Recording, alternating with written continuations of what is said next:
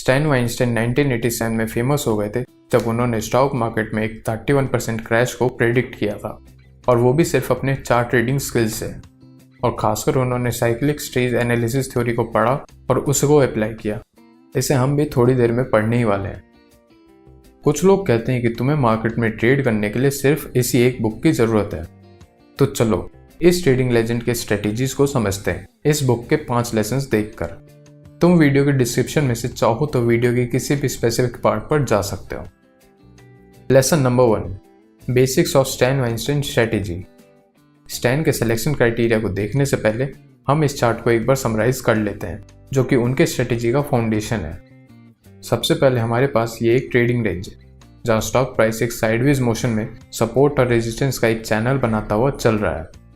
फिर हम देखते हैं कि प्राइस सपोर्ट लाइन को तोड़कर बाहर निकलता है, एक पुलबैक देता है और फिर अपने 30 वीक मूविंग एवरेज के नीचे प्रॉपर डाउनवर्ड मोशन को कंटिन्यू रखता है। अब फिर से हम देखते हैं कि प्राइस ट्रेडिंग रेंज में एंटर करता है, लेकिन इस बार वो रेजिस्टेंस लाइन को तोड़कर ऊपर बाहर निकलता है, एक थोड़ा सा पुलबैक और फिर अपने 30 वीक मूविंग एवरेज से ऊपर अपने अपवर्ड मोशन को कंटिन्यू रखता है। स्टैन ने बुक में और भी डिटेल दी है, लेकिन 3 की पॉइंट्स हैं जो तुम्हें याद रखने चाहिए। पहला कि जितनी ज़्यादा देर तक स्टॉक ट्रेडिंग रेंज में रहेगा उतने ही ज़्यादा चांसेस होंगे कि वो स्टॉक रेजिस्टेंस से ऊपर की ओर निकलेगा। दूसरा, ब्रेकआउट के पॉइंट पर वॉल्यूम एक्सपेंशन जितना ज़्यादा होगा सिग्नल उतना ही ज़्यादा बुलिश होगा। थर्ड, बाय करने के लिए स्टॉक का प्राइस 30 डे मूविंग एवरेज से ऊपर होना ही चाहिए। चलो अब स्टैन की स्टेज एनालिसिस थ्योरी देखते हैं। Cyclic stage analysis theory. Stand कहते हैं कि किसी भी स्टॉक को इन 4 मार्केट स्टेजेस में से एक में होना चाहिए, और यहाँ ट्रिक हर एक को पहचानना है। यहाँ हम स्टेज 1 देख सकते हैं, इसको बाइसिंग फेज कहते हैं। Stage 2 advancing phase, stage 3 the topping phase और stage 4 the declining phase. Stage 1 और 3 इंडिकेटर्स हैं कि एक इक्विलिब्रियम बन चुका है और अब स्टॉक प्राइस साइडवेज फैशन में चलेगा। ये 30 वीक मूविंग एवरेज लाइन के फ्लैट होने के साथ दिखता है। स्टॉक खरीदने का प्रेफर्ड समय आमतौर पर इस हरे डब्बे के अंदर होगा। हालांकि खरीदने का सबसे बढ़िया समय खोजने के लिए और भी ज़्यादा सोचने की ज़रूरत है। कई मामलों में स्टैन जिस समय को खरीदने का बेस्ट समय मानते हैं वो ये है स्टेज 1 के एग्जिट का समय, और खरीदने का कम प्रेफरेबल समय यहाँ है इस जोन में। इसके विपरीत स्टॉक बेचने या शॉर्ट सेल करने का सबसे अच्छा समय यहाँ है स्टेज 3 के बाहर, और कम प्रेफरेबल समय यहाँ होगा। मैं मान के चल रहा हूँ कि तुम्हें स्टॉक को शॉर्ट सेल करने का मतलब समझ आता होगा। जिनको नहीं आता उनके लिए कम शब्दों में बताता हूँ। देखो, हम सिर्फ बुलिश मार्केट में पैसे नहीं कमाते हैं, हम बेयरिश मार्केट में भी पैसे कमाते हैं। जैसे यहाँ स्टॉक बेच दिया और यहाँ पर उसे खरीद लिया, तो मतलब एट लास्ट देखा जाए तो हमने कम प्राइस पर खरीदा और ज़्यादा पर बेच दिया। अब तुम कहोगे जो स्टॉक तुम्हारे पास है ही नहीं उसे कैसे बेच सकते हैं? पर मेरे भाई, स्टॉक मार्केट में ऐसा होता है। तुम चाहो तो स्टॉक को शॉर्ट के बारे में कोई और वीडियो या कहीं से भी सीख सकते हो। हम अपनी वीडियो जारी रखते हैं। तो स्टेज एनालिसिस में पता चल गया कि स्टेज 1 के बाहर आते हैं स्टॉक को बाय करने का सबसे बढ़िया समय है, और स्टेज 3 के बाहर आते हैं स्टॉक को शॉर्ट करने का।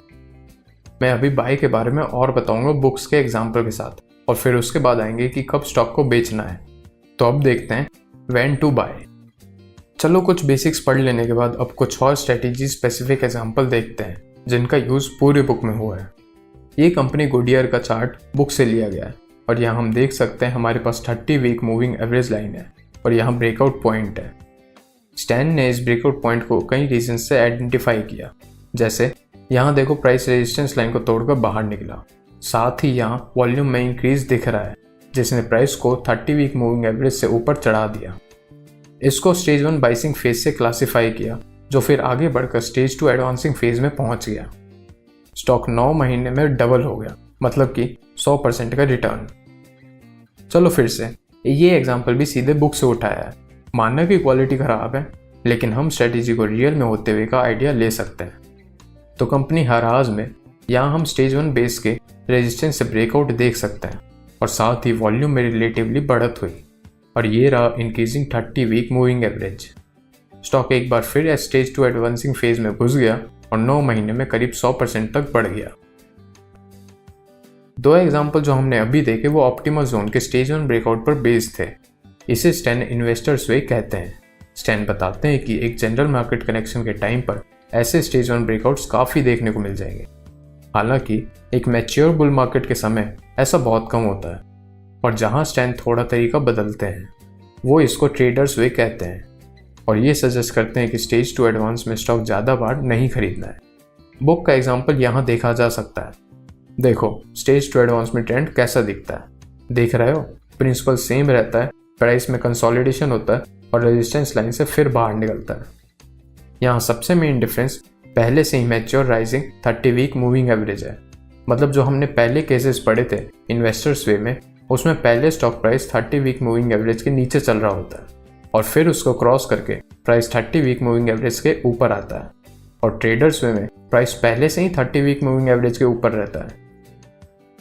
चलो बुक में दिया हुआ एक एग्जांपल देखते हैं।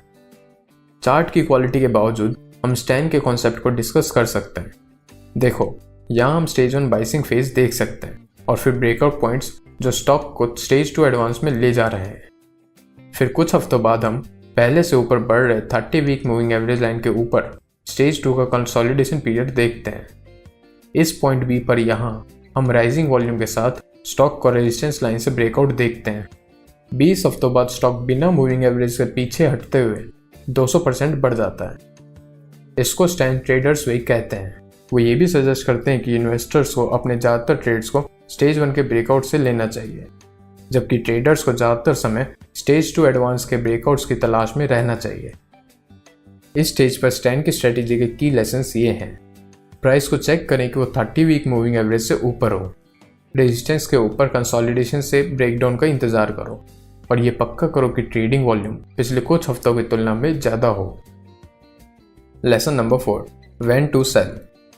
स्टैन का कहना है कि अगर तुम सही में मार्केट में बड़ी जीत हासिल करना चाहते हो तो सेल डिसीजन बहुत इंपॉर्टेंट है। मतलब तुम्हें पता होना चाहिए कि कब तुम्हें उस स्टॉक से एग्जिट कर देना चाहिए। दुर्भाग्य से बहुत कम मार्केट प्लेयर्स ही इस इंपॉर्टेंट स्टेप को कभी मास्टर कर पाते हैं। Rule 1, always have a pre determined stop order. 5, 10 या 15% का स्टॉप लॉस लगा लेने वाली एडवाइस अपने आप में नॉनसेंस है, और यह अक्सर विनिंग स्ट्रेटेजी को लूजिंग स्ट्रेटेजी में बदल सकती है। इस तरह के मनमाने लेवल्स का कोई लॉजिक नहीं है। एक सच में इफेक्टिव स्टॉप लॉस के पीछे एक ऑब्जेक्टिव रीजन होना चाहिए, और यही रूल नंबर 2 है। चलो ये मानो कि हम एक स्टॉक खरीदते हैं जो स्टेज 1 कंसोलिडेशन से बाहर आता है और अगले कुछ हफ्तों तक अपने उसी ट्रेजेक्टरी को जारी रखे हुए है। तो स्टॉप लॉस का पहला ऑब्जेक्टिव रीजन रेजिस्टेंस के उस पॉइंट से एकदम नीचे हो सकता है जहां से स्टॉक बाहर निकला है, जो कि नया सपोर्ट लेवल बन चुका है। अब जैसे जैसे प्राइस बढ़ता है हम स्टॉप लॉस को बढ़ाने के रीजन ढूंढते रहते हैं ताकि अपने प्रॉफिट को बचा सकें। अब एक फिक्स्ड परसेंटेज अप्रोच ये सजेस्ट कर सकता है कि 10% का ट्रेलिंग स्टॉप लॉस रखो, जो कि शायद यहाँ जाने पर स्टॉप कर सकता है, लेकिन बिना किसी ऑब्जेक्टिव रीजनिंग के या चार्ट के रिलेशनशिप के बिना। हालांकि प्रोफेशनल ट्रेडर चार्ट में ही और पैटर्न देखेगा जो बढ़े हुए स्टॉप लॉस के लिए ऑब्जेक्टिव रीजन देगा। एक पहले से ही डिटरमाइंड ऑब्जेक्टिव स्टॉप लॉस रखें और जैसे जैसे प्राइस बढ़ता जाता है चार्ट के अंदर ही स्टॉप लॉस बढ़ाने के लिए कारण ढूंढें। मनमाने परसेंटेज से दूर रहें। स्टैन एक एग्जाम्पल स्टॉक XYZ के टेम्पलेट को दिखाकर हमें स्पेसिफिक रूल के साथ ट्रेलिंग स्टॉप की थ्योरी समझाते हैं। देखो हम स्टेज आइडेंटिफाई करते हैं, स्टेज 1, 2, 3 और 4, और ये रही 30 week moving average line. Stock stage 1 के कंसोलिडेशन पीरियड से बाहर आता है 30 वीक मूविंग एवरेज लाइन के ऊपर, तो हम स्टॉक को 21 से कम पर खरीद लेते हैं। इस एग्जाम्पल में स्टॉप लॉस शुरू में कंसोलिडेशन पीरियड के सपोर्ट लाइन के नीचे 18 पर रख दिया गया। तो संभावना है कि प्राइस स्टेज 2 में अपनी ट्रेजेक्टरी को कंटिन्यू रखेगी, जिसे हम यहाँ देखते हैं। इससे पहले कि हम अपने स्टॉप लॉस को उसके ओरिजिनल पोजीशन से बढ़ाने की सोचें, हमें एक फॉर्म ऑफ करेक्शन देखने की ज़रूरत है। हम यहाँ पॉइंट ए पर करेक्शन के साथ साथ पॉइंट बी पर प्राइस को रिट्रैक्ट होते देखते हैं। हम प्राइस को वापस उसके रीसेंट हाई पर जाने का वेट करते हैं, और जब वो वापस अपने रीसेंट हाई पर पहुंच जाए उस वक्त हम अपने स्टॉप लॉस को बढ़ाते हैं। स्टैन स्टॉप लॉस को 30 वीक मूविंग एवरेज और लास्ट रिट्रेसमेंट के जस्ट नीचे मतलब पॉइंट सी पर बढ़ाने का सजेस्ट करते हैं। अब देखो हमारे पास 2 लेयर ऑफ डिफेंस है, एक रिट्रेसमेंट बाउंस से बना हुआ सपोर्ट लाइन और साथ ही 30 वीक मूविंग एवरेज लाइन। हम इसी तरीके से स्टॉप को पॉइंट ई, जी और आई पर बढ़ाते रहते हैं। अब हमें अगली ऑब्जर्वेशन जो करनी है वो है 30 वीक मूविंग एवरेज लाइन को फ्लैट होते और स्टेज 3 को बनते देखना। स्टेज 3 को हाई रिस्क माना जाता है, और रिस्क मैनेजमेंट को कड़ा करने की ज़रूरत होती है। इस स्टेज में स्ट्रेटेजी थोड़ी बदल जाती है। स्टॉक को 30 वीक मूविंग एवरेज लाइन के नीचे रखने के बजाय हम स्टॉप को उसके पहले रिट्रेसमेंट की जगह पर लगाते हैं। यहाँ देखो के पर प्राइस धीरे धीरे अपना मोमेंटम खोने लगता है, पर स्टेज 2 में बड़े स्केल पर रिट्रेसमेंट होने से पहले ही तुम स्टॉप लॉस के कारण बाहर आ जाओगे। स्टैन कहते हैं, move out of your position with surgical precision just as you entered it with your buy stop, and since a stock usually drops very rapidly when it moves into stage 4, you will get out before the pain begins. Book में से stock skyline Corp का एक पुराना chart लेकर stand ने इस theory को दिखाया है। हालांकि तुम चार्ट की क्वालिटी पर क्वेश्चन उठा सकते हो, पर चलो देखते हैं स्टैन क्या सिखाना चाहते हैं। स्टैन सजेस्ट करते हैं कि यहाँ पॉइंट बी पर एक एंट्री देख सकते हैं जो 30 वीक मूविंग एवरेज से ऊपर थी, और इसके बाद पॉइंट ए पर इनिशियल स्टॉप था। फिर जब स्टॉक स्टेज 2 में आगे बढ़ता है, तब हम अपने स्टॉप लॉस की पोजीशन को बढ़ाने के लिए टेम्पररी पुलबैक्स की तलाश करते हैं। इस रास्ते में ही हमें कई पुलबैक्स दिखते हैं और साथ ही उसके बाद नई ऊंचाई पर उलटफेर करते हैं। हर एक पुलबैक पर स्टॉप को उठाया जाता है, सीधे प्राइस लोज और 30 वीक मूविंग एवरेज के नीचे। स्टॉक आखिरकार स्टेज 3 कंसोलिडेशन के अंदर आने लगा 30 वीक मूविंग एवरेज लाइन के फ्लैट होने के साथ, और फिर जल्द ही नीचे गिर गया। स्टॉक को बेच दिया गया और स्टॉक प्राइस ने स्टेज 4 में अपनी गिरावट जारी रखी। अल्टीमेटली स्टैन ने पूरे रास्ते पर अपने प्रॉफिट्स को प्रोटेक्ट करते हुए काफ़ी प्रॉफिट निकाल दिया। एक सिंपल पर इफेक्टिव कॉन्सेप्ट। तो अगर लास्ट में सिंपल भाषा में बताएं तो हमें हर पुलबैक पर अपने स्टॉप को 30 वीक मूविंग एवरेज के नीचे बढ़ाते जाना है, जब वो पुलबैक के बाद वापस से अपने हाई पर पहुंच जाए, और फिर 30 वीक मूविंग एवरेज लाइन के फ्लैट होने का और स्टॉक का स्टेज 3 में घुसने का वेट करना है। जब वो स्टेज 3 में हो तो फिर हमें 30 वीक मूविंग एवरेज लाइन के नीचे स्टॉप रखने के बजाय पहले रिट्रेसमेंट पॉइंट पर रखना है। चलो अब स्टॉक को शॉर्ट कहाँ और कैसे करना है वो देख लेते हैं। Where to short. उसी सेम XYZ स्टॉक टेम्पलेट का यूज़ करते हुए जैसा कि हमने पहले किया था, स्टैन दिखाते हैं कि कैसे उसी स्टेज 2 टेक्निक का उल्टा यूज़ करके हम स्टॉक को शॉर्ट सेल करके स्टेज 4 की डिक्लाइन का फ़ायदा उठा सकते हैं। हम जानते हैं कि 30 वीक मूविंग एवरेज लाइन के फ्लैट होने पर, सपोर्ट लाइन के टूटने पर यहाँ हम अपनी पिछली लॉन्ग पोजीशन से बाहर निकल गए होंगे। स्टैन सजेस्ट करते हैं कि उसी सेम टाइम पर हमें स्टॉक को शॉर्ट सेल कर देना है और अपने स्टॉप लॉस को लगाने का एक ऑब्जेक्टिव रीज़न देखना है, जो कि हमें यहाँ रिट्रेसमेंट पर दिखता है। पहला एक्शन जो हम देखते हैं वो एक गिरावट है, और उसके बाद रिट्रेसमेंट और फिर एक और गिरावट। स्टॉप को फिर हर एक रिट्रेसमेंट के हिसाब से नीचे की ओर ले आया जाता है, ये पक्का करते हुए कि उसकी पोजीशन गिरते हुए 30 वीक मूविंग एवरेज लाइन से ऊपर है। फिर किसी वक्त 40 वीक मूविंग एवरेज लाइन को फ्लैट होते देखते हैं, जिसमें प्राइस कंसोलिडेशन पीरियड में साइडवेज मोशन में होता है, एक रेजिस्टेंस लाइन बनाते हुए। अगर प्राइस रेजिस्टेंस को तोड़ देता है तो हम अपनी शॉर्ट पोजीशन बंद कर देंगे, और अगर price 30 week moving average line के भी ऊपर चला जाता है तो हम उसको एक नया स्टेज 1 ब्रेकआउट मान सकते हैं और स्टेज 2 फेज की उम्मीद में स्टॉक को खरीद सकते हैं। स्टॉक डाउ केमिकल्स के माध्यम से एक और वर्किंग एग्जांपल शो किया गया है। अब हमें हर एक स्पेसिफिक एस्पेक्ट से गुजरने की ज़रूरत नहीं है, ऐसे भी सेम ही प्रिंसिपल अप्लाई हुए हैं। शॉर्ट एंट्री से लेकर हर रिट्रेसमेंट पर प्रॉफिट्स प्रोटेक्ट करना जब तक 30 week moving average line flat ना हो जाए और प्राइस अगले कंसोलिडेशन पीरियड की रेजिस्टेंस लाइन को तोड़कर बाहर ना आ जाए। मुझे लगता है कि स्टैन अपने पोजीशन मैनेजमेंट अप्रोच को इन शब्दों में सबसे अच्छा बताते हैं। Even though the market will definitely throw some frustrating curves at you along the way, this is the disciplined, unemotional, and profitable way to go. Always protect all your position, both shorts and longs, with stops. Remain entirely mechanical, no matter what headlines or TV news flashes you see. चलो जल्दी से एक recap कर लेते हैं। सबसे पहले तो तुम्हें बेसिक सपोर्ट, रेजिस्टेंस और ट्रेंड लाइंस देखना आना चाहिए। फिर कोई भी स्टॉक मोस्टली 4 स्टेजेस में से एक में होता है, उसे पहचानो। बाय करने के लिए मेन इन चीज़ों का ध्यान रखें। Breakout of resistance, volume should be greater than last week और days, price about 30 week moving average. अपने सेल डिसीजन में महारत हासिल करना सीखो।